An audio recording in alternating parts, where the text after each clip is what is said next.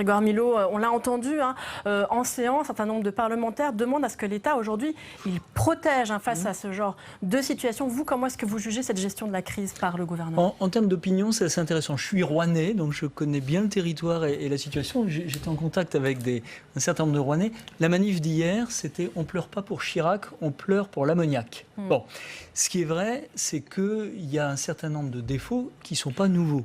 C'est-à-dire que ayant l'expérience du travail avec les services de l'État depuis 30 ans, j'ai travaillé en particulier sur les PPRI, les plans de prévention de risques industriels. Vous savez, les uns et les autres, à quel point, quand il faut parler, il faut demander au-dessus, qui demande au-dessus, qui demande au-dessus. Et en règle générale, on ne parle pas. Comme vous l'évoquiez, aujourd'hui, la société de l'information va à une vitesse qu'il faut intégrer et gérer.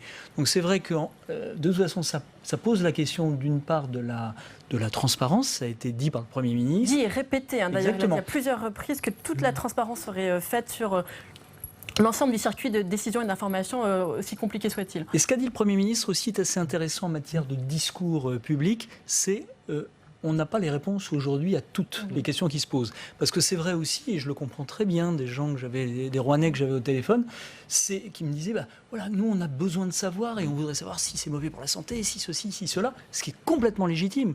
Après, ce qui est vrai, c'est qu'on ne peut pas toujours tout savoir dans la minute. Donc en tout cas, en termes de communication publique, c'est évident que cette nécessité de transparence et d'ouverture ressort, mais aussi le fait d'intégrer qu'on ne sait pas tout de suite, forcément.